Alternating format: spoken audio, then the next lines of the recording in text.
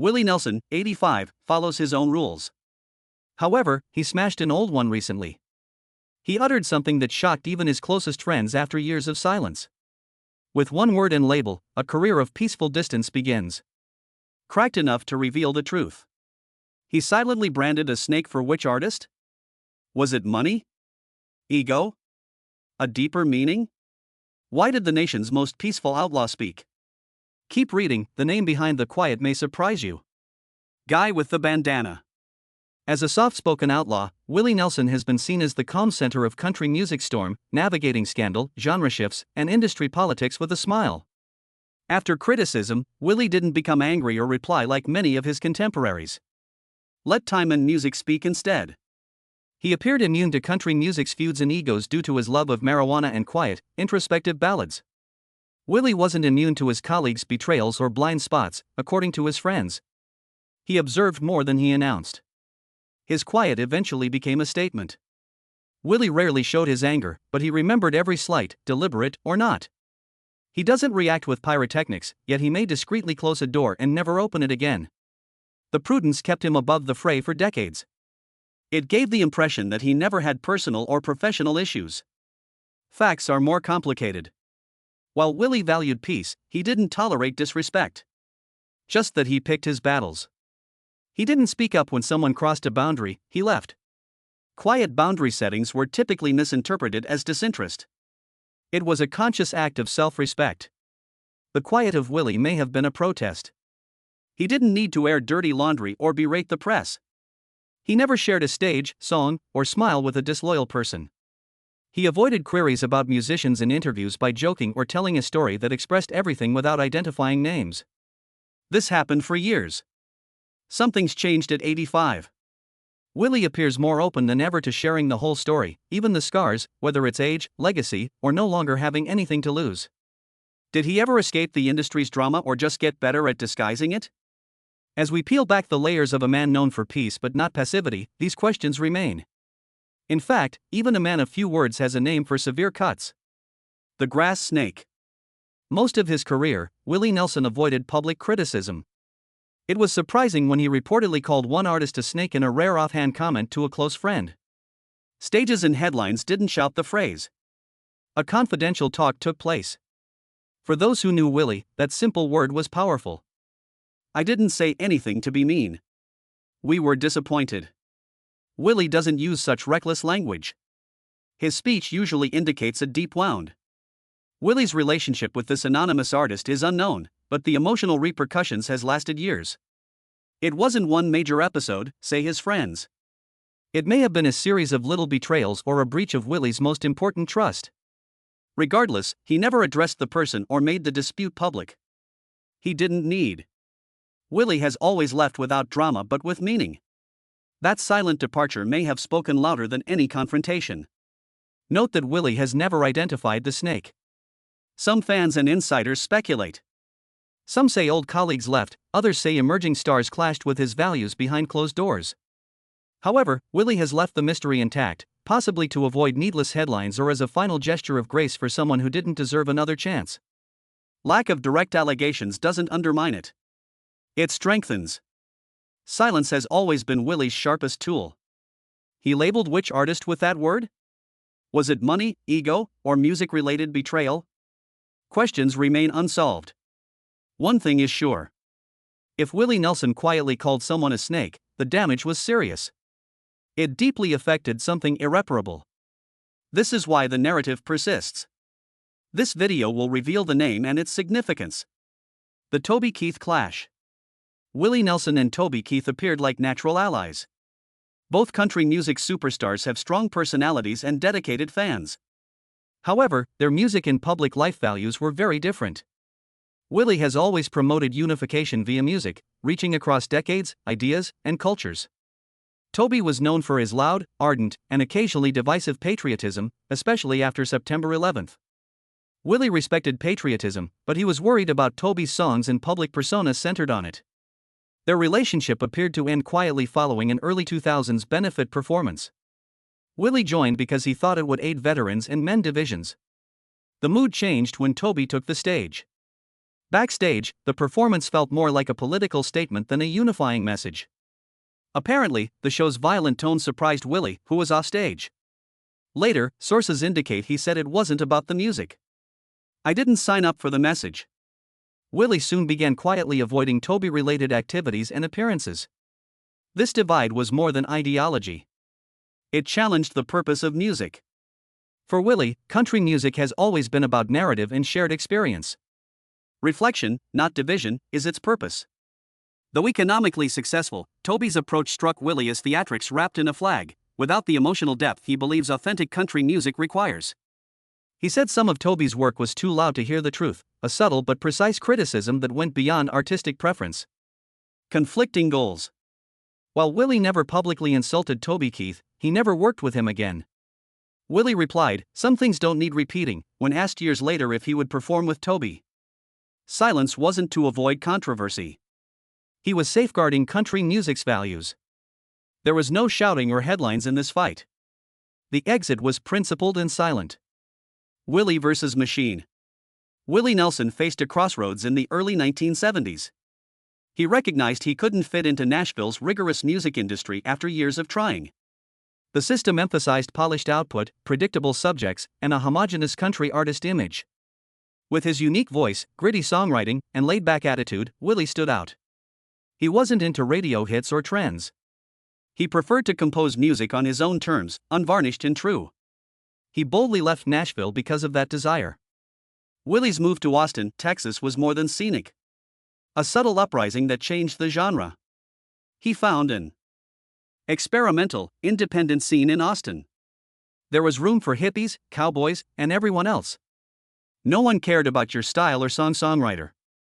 The music's authenticity mattered. This new environment suited Willie. Among performers who prized freedom above formula, he helped develop the Outlaw country movement. An informal band that abandoned Nashville for something more personal. Not surprisingly, his departure was noticed. Executives and producers in Nashville considered it a betrayal. Willie was called difficult and washed up by others who didn't understand his vision. Certain industry circles silently wrote him off since radio stations were sluggish to play his newest material. Willie remained calm. Instead of seeking acceptance, he made music he believed in. LPs like Red-Headed Stranger showed that outside success was attainable. After leaving Nashville, Willie taught others how to survive.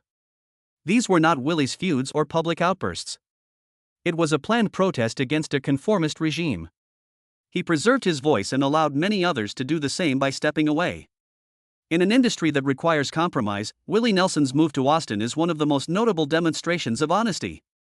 Ray Price's blast. Willie Nelson had a rare public spat with Ray Price in 2007. An innocent song joke started the event. Willie, famed for his sarcasm and self-deprecation, joked about Price's age in one of his songs, hinting he wasn't a spring chicken. Ray Price didn't see it as a harmless tribute to their decades in the industry. He quickly and sharply called Willie a jackass, surprising fans and industry insiders. Given their lengthy history of respect and experience, the tension was startling. They played together, toured together, and were generally considered country icons.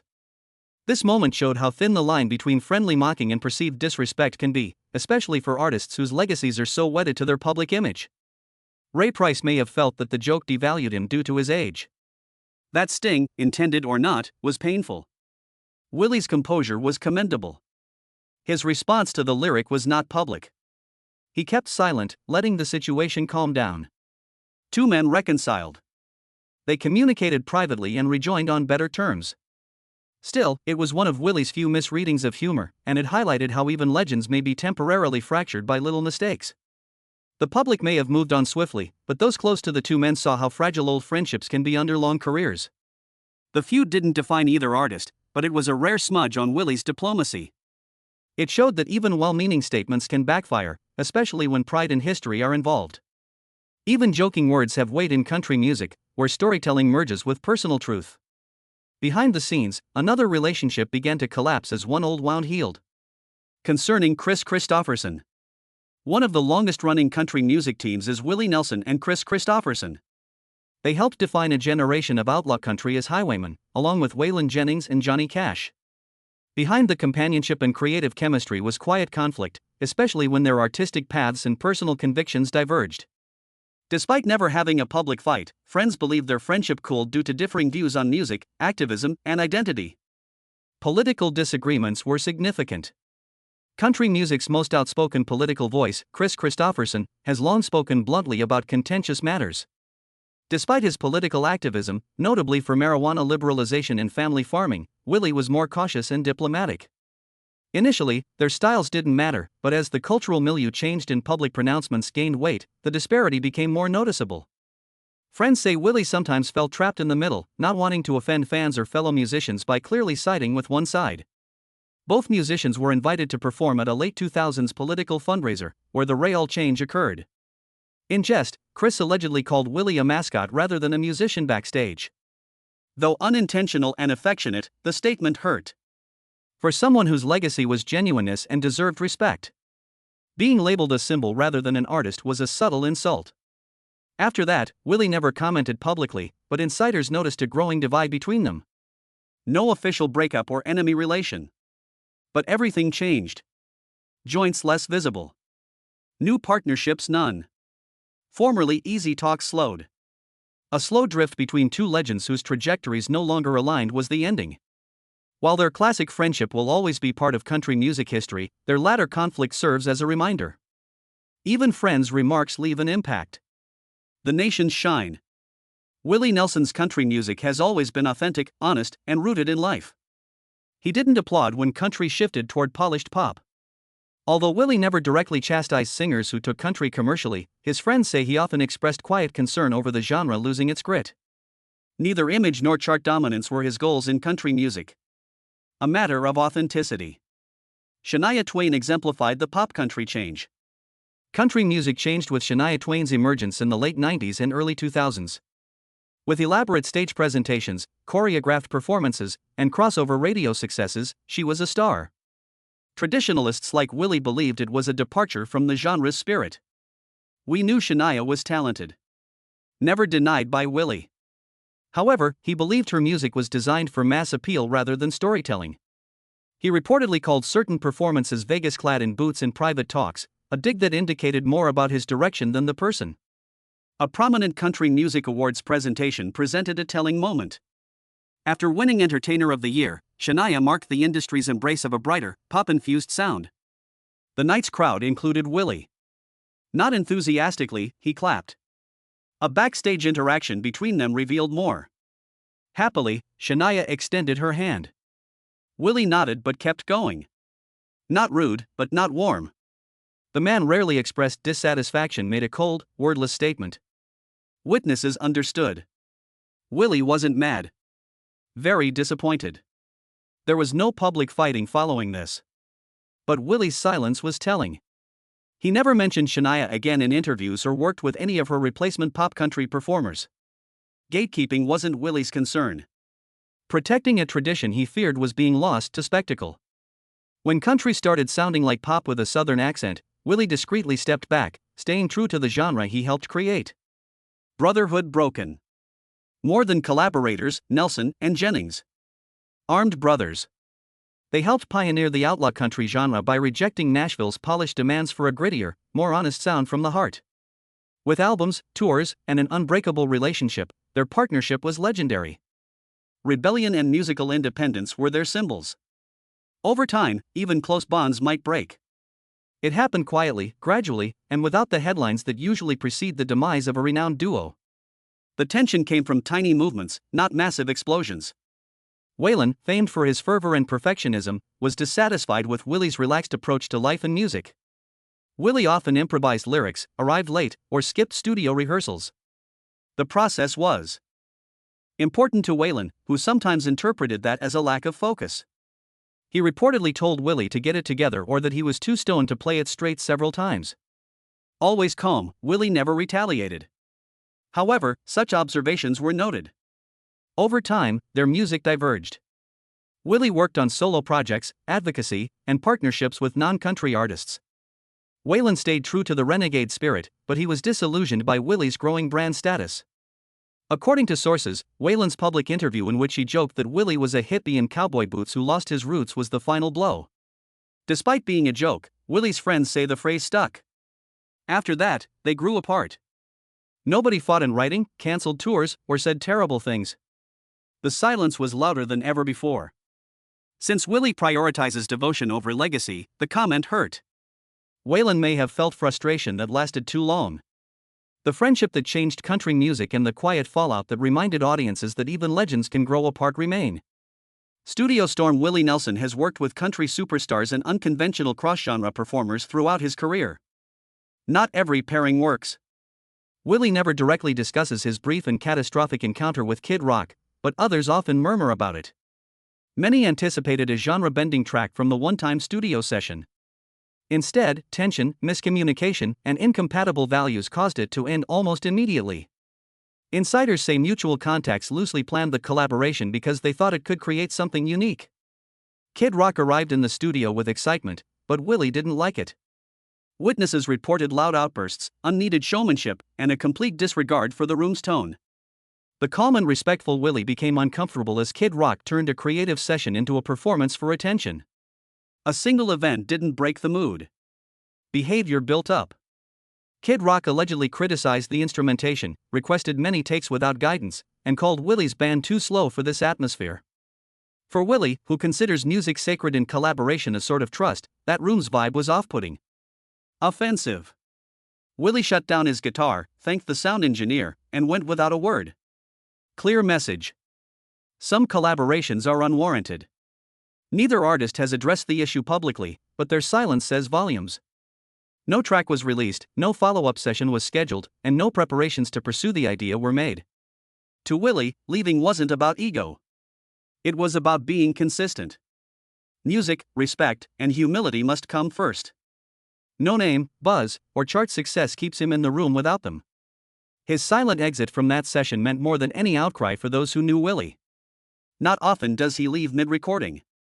Not in a business when time, money, and reputation are always at stake. The day Willie left wasn't about professionalism. A matter of values. He reveres the creative process, which is based on respect, trust, and shared emotions. Kid Rock's wild, ego-driven style shattered that rhythm.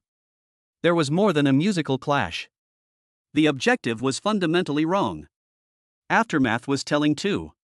Some reports of the failed session spread immediately. William never mentioned it. No digs, interviews, or clarifications.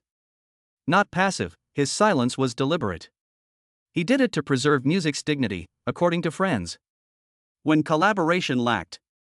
Today, producers and artists use the session as a warning that not all great names belong on the same track. It is a rare yet strong example of Willie drawing a line with a subtle, unmistakable door closing.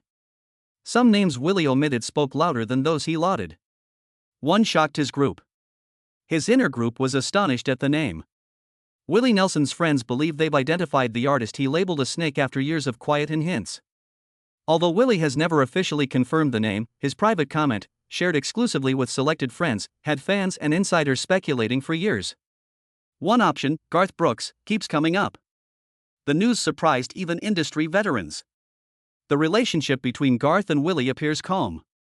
Closer inspection reveals a pattern that makes the theory hard to reject. If true, one major fallout didn't spark the separation. A steady accumulation of artistic and personal dissonance, some say. Brooks, Garth with record-breaking sales and stadium-filling concerts, has long been country music's commercial peak. Willie, who established his name on authenticity and fighting corporate influence, saw Garth's sudden rise and deep ties to Nashville's economic machinery as a betrayal of the genre's foundations. Multiple reports suggest Willie invited a partnership in the early 2000s. Just to be politely dismissed, which didn't sit good. It wasn't just refuse. How it was done. Apparently, Garth's agents denied the possibility without much tact, saying Willie wasn't modern enough for the crossover project they envisioned. That comment, whether overstated or misquoted, reached Willie, who didn't intervene but took it in. It may have been the turning point for a man who values respect over significance. Eventually, Willie ceased mentioning Garth, even when asked. His pattern followers claim that silence is never accidental. Really, Garth Brooks was the snake? Or just an awful sign of a country music change Willie couldn't accept? Uncertainty may exist. However, this is evident. For Willie Nelson, music transcends business. The foundation is trust, integrity, and common purpose. Trust is rarely regained after being broken, even discreetly. One close friend said, "It's over if Willie stops talking about you."